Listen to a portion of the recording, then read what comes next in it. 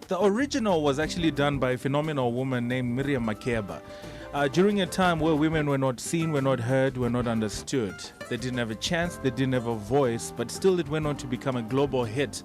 It became somewhat a story, a painting that told Africa's story to the rest of the world. This one specifically is being covered by Jonathan Butler. And the reason why we played it before we actually go in conversation with the women who are in the studio today, because they're reminiscent of what Miriam Makeba made possible back then so that they could have a chance. Tell you what, in studio I've got two phenomenal women. I'm super excited to be in conversation celebrating Women's Day this morning with at this point I don't know, the one is a sister, the other one is a sister. I don't know if I do you feel me, Tash? No, you lost me at sister, Okay. sister. How many sisters? Okay, so one is a sister.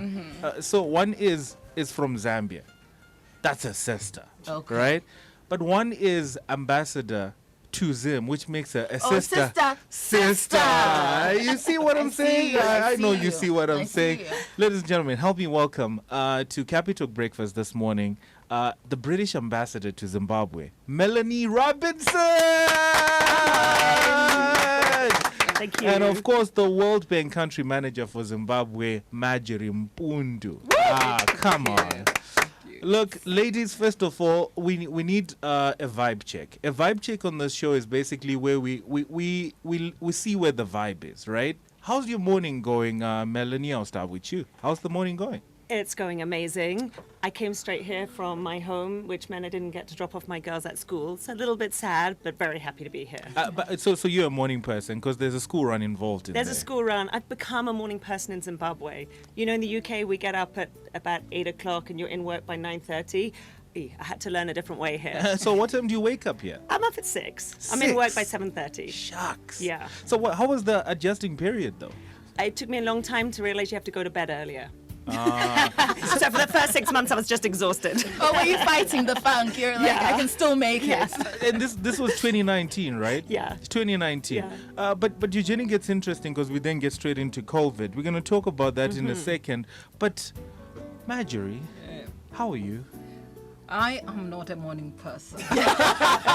So my team was shocked to see me coming out of my house at 7 a.m. To make it here, and went through the traffic. I don't drive. I don't have the courage to drive in this traffic. So I had a professional driving me, and he was winging it on the traffic, in the traffic like crazy. Ladies and gentlemen, the award for the crazy driver of the day goes to... Crazy. But ladies, thank you so much for coming through. When I got the call, when our station manager Nyari informed us that we were going to have you guys for as a special interview, whilst we're celebrating International Women's Day, a lot of things came to mind because there are a lot of stories I wanted to tap into because I've seen you guys from a distance and the things you guys are doing, and this has to be one of the hardest interviews I had to prep for because there's what I want to selfishly know for myself, but there's also that stuff that I really want to know because it's important. So which one should we go through first? The stuff that's so personal to me that I want to just get out of the way, or the stuff that we really need to get out of the way? I think you should go personal. Personal first? Yes. 2019. Take me back to 2019. You get the call that you're going to be, your next assignment is in Zimbabwe. What comes to mind then? Well, I actually found out in 2018 that I was coming, and then while I was, or rather that the UK government was putting my name forward, and then you have to be approved by the Zimbabwe government. And in that time, a lot of things changed. There was that time when former President Robert Mugabe moved aside and new president came in, with a new administration, and then yeah. elections. So I was watching all of that from Washington DC, where I was working at the World Bank, and saying, oh, things are changing. Okay, this is going to be interesting. So I was excited, ready to come. Ready to come? Well, based on what you then found out when you came here, how was it? Well, I've absolutely loved it here. I've been here over 4 years now. Amazing country, beautiful people. Work has been fascinating. So yeah, I've loved every minute of it. So let's place a billboard. 4 things that you'd absolutely tell someone who's visiting Zimbabwe for the first time, who's in the UK, to say you need to come to Zim. What are you going to tell them? Well, usually, I'm afraid I'd go to the usual, which is some of your amazing landscapes. So you obviously have to go to Vic Falls, and nobody should finish their life on this planet without going to Vic Falls. So I would tell them they have to come there. But then I would also have people go up to the Eastern Highlands. I love Chimani Mani, and it's yeah. often Oh, yeah. neglected, Come I think. on. Underrated yes, legend, that underrated. one. But I think it's just stunning when you wake up in the morning and that mist is sitting over the mountains and the light is phenomenal. And so I would also take people there. But otherwise, I'd say, get around in Harare, meet people, see what's going on, maybe go down to this area and just get to know Zimbabweans as well. So have some apani worms and, try local culture, have some sadza, get involved. Can you bond the Saza by now? I can, the sadza's not too bad. I'm still working on it. Don't feel any type of way. I've been Zimbabwean for 29 years. And let me tell you, I cannot bond the Sansa. Okay, Well, working on it. At all. but tell you what, the second question goes to you, Marjorie. You're literally a home away from home. Home is literally a stone throw away. Exactly. How's that experience trying to merge the two? Because you know that home is just right there, Yeah. but this was also home in a lot of ways. How's that? Zimbabwe is home for me. As a teenager, the first international trip I took was to Zimbabwe. I remember getting on a bus from Lusaka with another teenager, a friend of mine who had relatives in Harare, and arriving here when there were no cell phones. Mm-hmm. And I think we must have arrived at Mbare bus station or somewhere, and my friend didn't know where we're going, and despite taking geography lessons, we didn't know where the east and the west was. So in our teenage minds, we decided to wait for the sun to set to see where the west is so that we could go east. And so when this position came up, it was very intriguing for me, very interesting to come back here. In my previous life, I was in the bank as country lawyer for Zimbabwe, based in Washington, D.C., so I'd covered this country a lot. And then just coming back here to people who are very much like my people, who eat very much the same food I eat. Mopani worms are what my husband's village gets protein from. And it was really, really interesting, and being able to drive down home to see my mom, bring her here and not making her feel like she's away from home has been very, very good for me. I promise this is the last personal question for me. How did you guys meet in the U.S.? Were you guys friends? How did it work out in the U.S.? Melanie was my boss in the US. We were scared of her. She was the executive director for the UK. So any project going to the board, you had to have Melanie's support on it. What kind of boss was she? Was she a hard boss? She was hard. Was she? Not too bad. Not too bad. Not too bad. But you had to get your story right. You had to get your narrative great. I was there all the way in the big city of Washington, D.C., and there were these super smart World Bank people running rings around us with their sharp thinking and their sharp suits. You said you can't do that to me. Do you know who I She am? said, first of all, stop it. No, they were good. They were good. They were good. Now that you find yourself in Zimbabwe, you both of you are in positions that if anyone anywhere in the world are very significant positions. Now this month is Women's Month. Now for the most part, when you look up, you don't see a lot of women in such positions. Now one of the reasons why we bring people like you to have conversations is because number one, we want to show those who are coming what's possible. Now, before we go any further, if we could just throw out something out there for that one person who's looking at you, who probably wants to take a career as in the same trajectory as you, Melanie, or in the same trajectory as you, Marjorie, and probably in their heads they don't think it's possible. What do you want to tell them that they can hold on to as something that they can say, you know what, if they can do it, we can do it too? Well, I would say reach for your dreams. Everything's possible. Definitely don't put barriers in your own way because you're a woman, and don't let other people put barriers in your way. If you have that as a dream and you work hard for it and you strive for that, you can do it. And for me is this story is possible. And that's it. This story is possible. There's no glass ceiling out there. If a girl from Zambia, from a rural school, can make it and navigate the globe and make it to this position, it's possible for anyone. You did mention that it's from a rural school. Can you just give us a snapshot of how your career works out from where you started to where you are now? Yeah, so it's been a learning experience, and I've been surrounded by a lot of people who have guided me. Starting off in a rural school in the northern part of Zambia, northeastern part of Zambia, I never would have envisaged myself in this role. I was a child of two teachers who just saw education as a pathway to success, and they invested. My dad was a head of a school. They invested really a lot in us. My first cousins, both my mom and my dad were the only ones who had gone to college in their families, so they brought all their siblings' kids into our home and just inculcated in us that the only path out of poverty was education. So finishing high school, I went into a teaching college, did high school teaching. By 18, I was teaching high school. Actually, by the time I was coming here at 18, I was a high school teacher, and I decided not to settle with that high school diploma and high school teaching certificate. I went into the University of Zambia, initially to do education as a bachelor's degree, but once I was in my first year, I met this young professor, Dr. Mabula. She's recently retired. She had come from Harvard, she had a PhD, she looked so confident. I'm just like, I'm gonna follow her footsteps. I think at the time she was the only woman professor in the law school.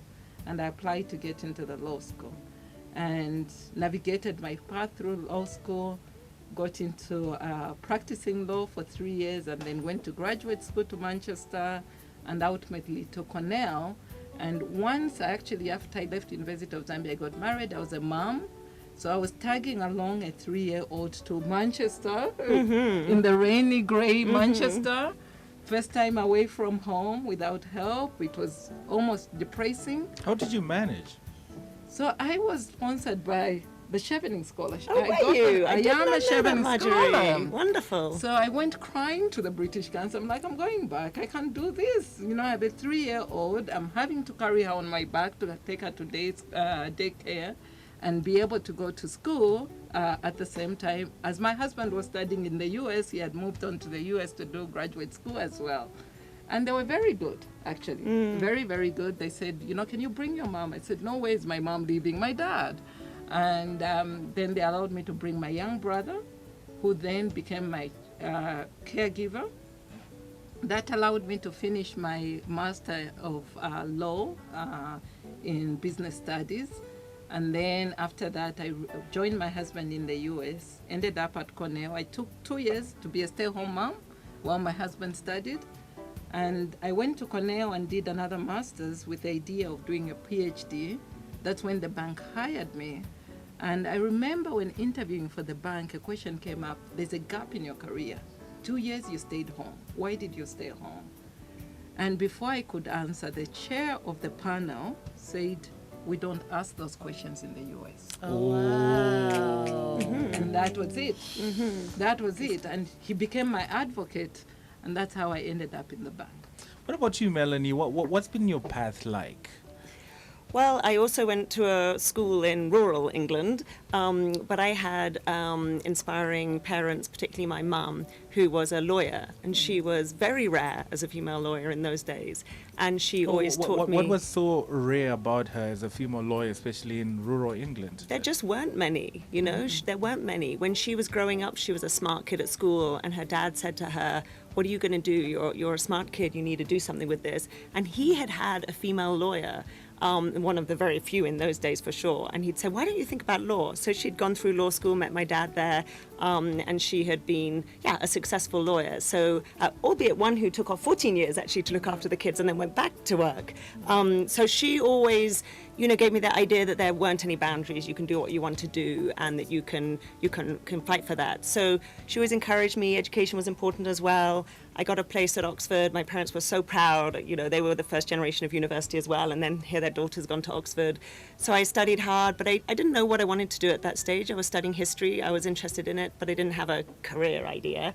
But I loved traveling. When I was 18, I'd come to South Africa to teach kids of mine workers. I'd hitchhiked my way to Zimbabwe, stayed in Mbari. Get out of here. What? Yes. First of all, we're not just going to gloss over it. And then I hitchhiked to Zimbabwe and stayed in Bari. Yeah, that was my first Zimbabwe. My first Harare was staying in Mbari. When I didn't was know. that? 1996. 96. Yeah. How was 95. Harare then? How was Harare then? Well, I don't know. I only saw Mbari. It was lovely. I didn't see the northern suburbs, but I liked Mbari.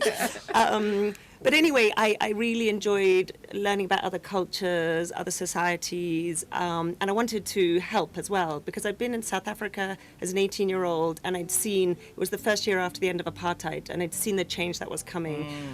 So I wanted to kind of make a contribution, but I didn't know how.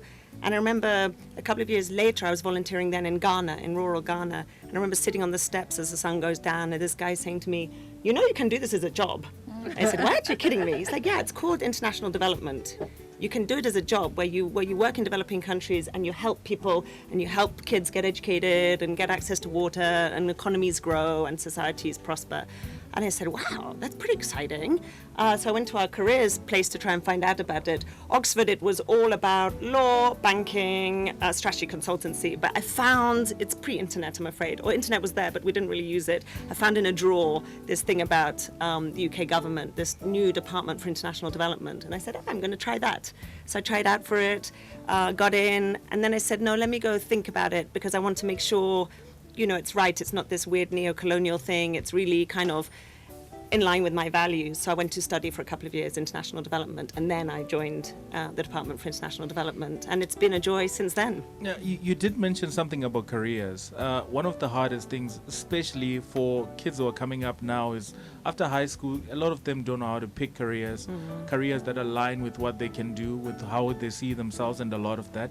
What can you tell kids who are coming up, who need career guidance, or how to consider a career around what they would like to do?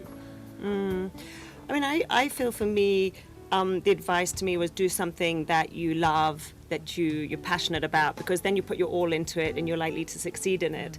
At that time, as I say, originally it was history, but later I realized, what did I like about history? It was learning about society, economics, politics, how change happens. History is that in the past, and international development is what's that going to be looking like in the future. So that gave me a good foundation. And I would say to people, think about what you love, think about what you're interested in, think about your passion. I didn't have it in those days, but I would now say to kids as well, look around you, whether it's in your family or beyond your family. Maybe you need to look on social media. Who is doing something that you think, wow, that looks fun, or I'm inspired by that, or that gets me excited, and try to see the connection between what you love and what they do, and then think about how you can experiment. I volunteered quite a lot. It was volunteering in Ghana that I realized what I loved. And I worked hard. I was a photocopier in an office, and I pulled pints in pubs to earn the money to get to Ghana. But then it was volunteering there that showed me what I wanted to do. So sometimes you got to, do a bit of hustle to get the money, to have the space to do the volunteering, to then meet the people and then follow what you want to do. So I'd start with that passion, explore through seeing what other people are doing, and then see what path you can find. And the same, when I was growing up, you either had to be a teacher, a doctor, engineer. There were set professions that you were told to pursue. These days, there are much broader options, and where you can actually make a living. Because the question is, would you be able to support yourself when you finish this degree? So my advice to young people is do what you want to do. A first degree is a foundational degree. After that, you can do whatever else you want to pursue and specialize. So that's something that I do a lot of mentoring, and I tell kids this. But I also am very honest. So the traditional Zambian in me will say, you know, only 0.00% will get to Hollywood. So my kids, when they were teenagers, when they were younger, would always say, no, I'm going to be an actress. I'm like, yes, you will pursue that dream, but only so much. The reality check is that only such a small group gets it to Hollywood. You know, for a second when you said 0.0001 end up in Hollywood, I was like, of course, some end up in San Francisco. I was like, of course. But what's the environment like for professional women in Africa? Because that's the environment in which you guys are serving and you're doing your careers. What is it like, the professional environment for women in Africa? Now, can we make it better? You know, we can always make it better. It's been a journey. I always joke about I'm one of those. I'm a mother of 2 girls. I've never had maternity leave in my life, and it's simple. One, my first daughter was born in Zambia. I'd gone from the government to private sector when I was 4 months pregnant. And you needed to earn your stripes. I needed to earn my stripes, and I couldn't wait. So I never got maternity leave. I took unpaid leave for a month and a half, and went back to work. I made it work. My kids have never been on formula, so I breastfeed fully while working fully. Come on. Yes. Let's go. So I bought a freezer and just became a milking cow and freeze it. And then when I joined the bank, actually, this had been a job that I would never have envisaged getting. So when the door opens, I'm offered the job like in March, to start in September. End of June, I realize I'm pregnant with my second child. So I enter the bank when I'm like 3 months pregnant. Stripes again. Again. And I enter as what they call an extended term consultant. At that time, you had no sick leave or maternity leave as an extended term consultant.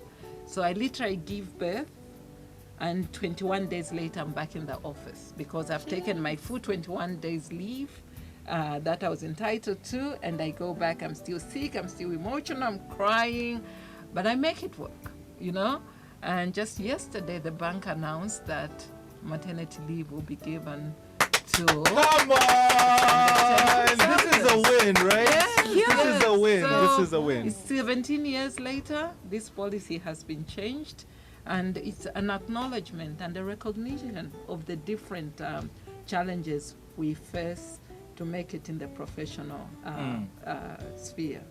So we keep learning and relearning and doing better.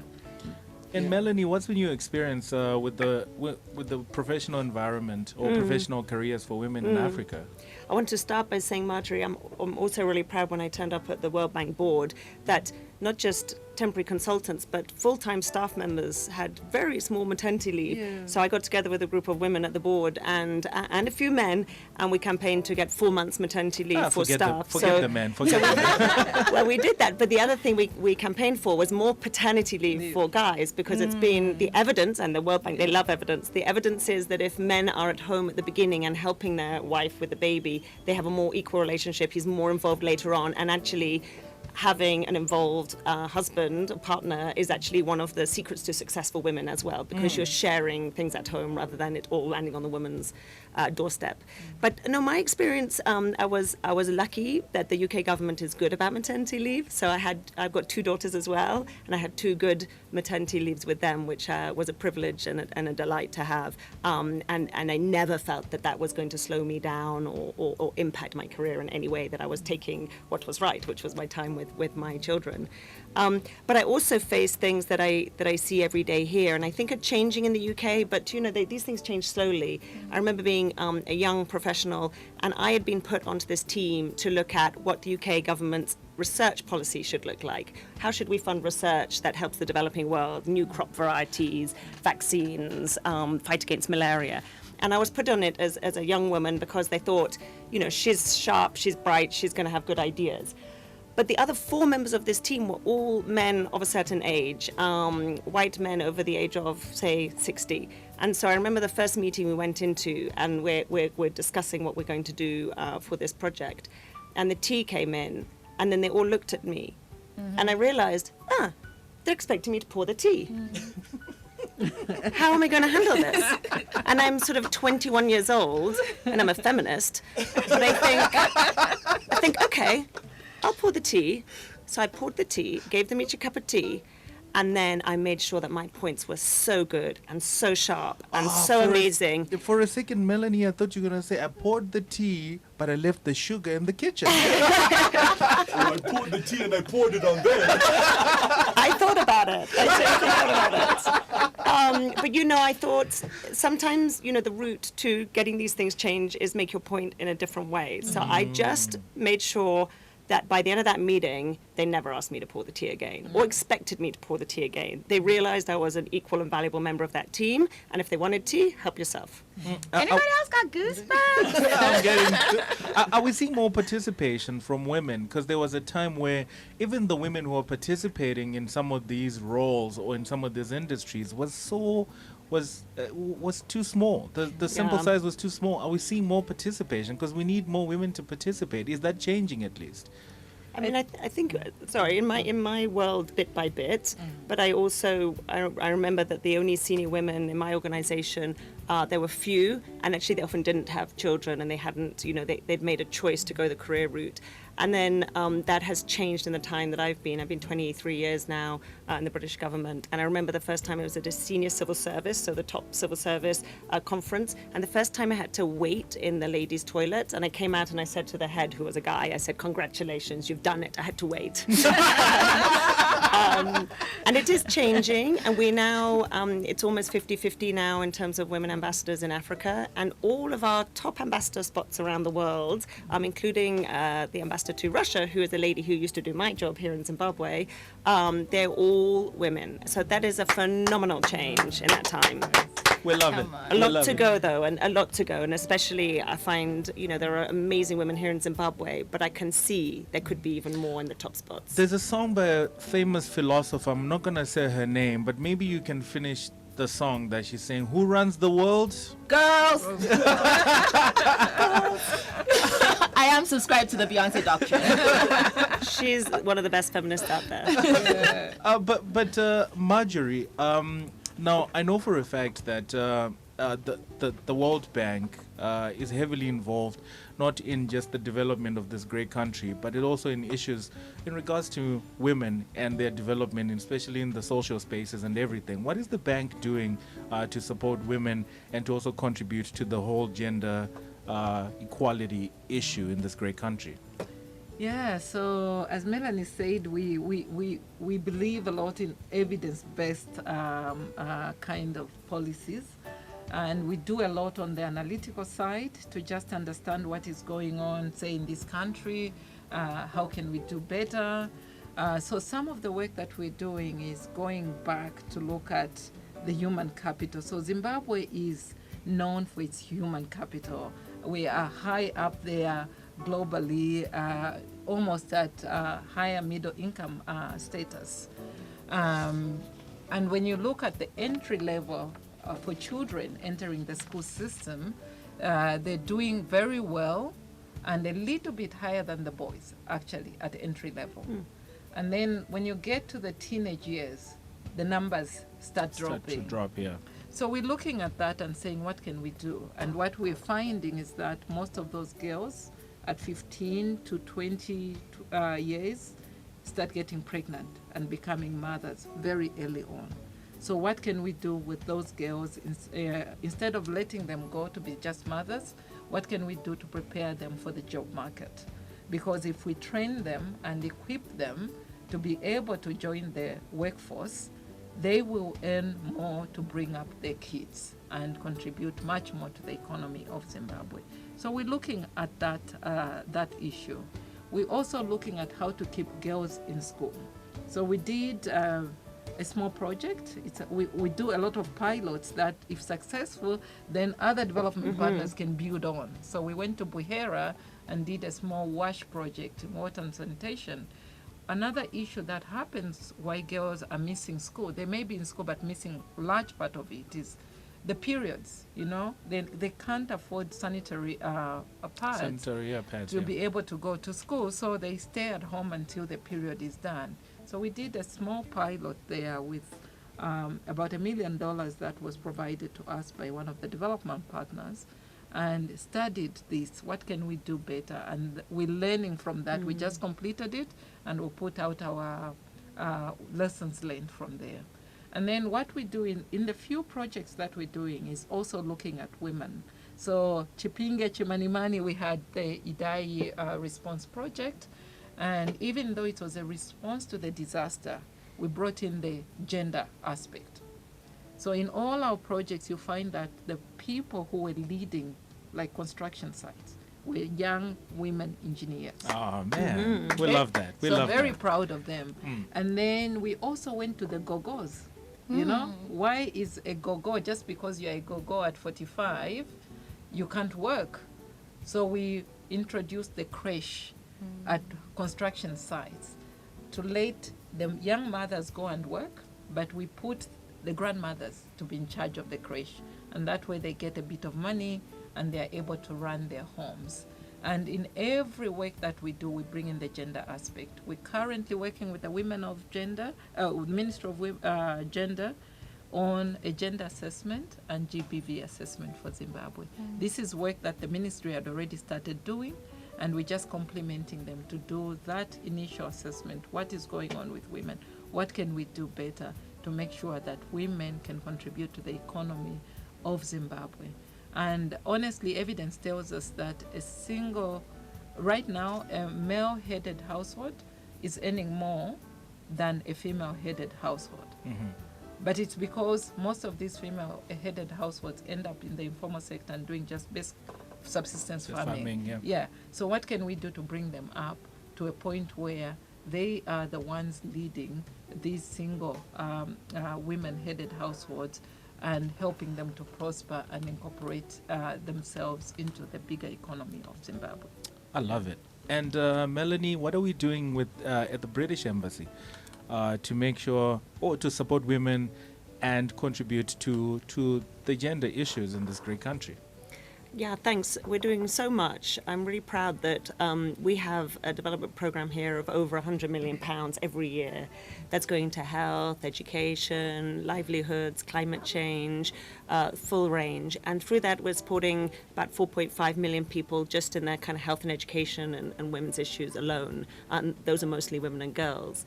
So we put gender equality into everything we do. Like Marjorie says, it has to be across everything. It doesn't matter if you're doing an agricultural resilience program. It's going to think about women and girls. So throughout everything.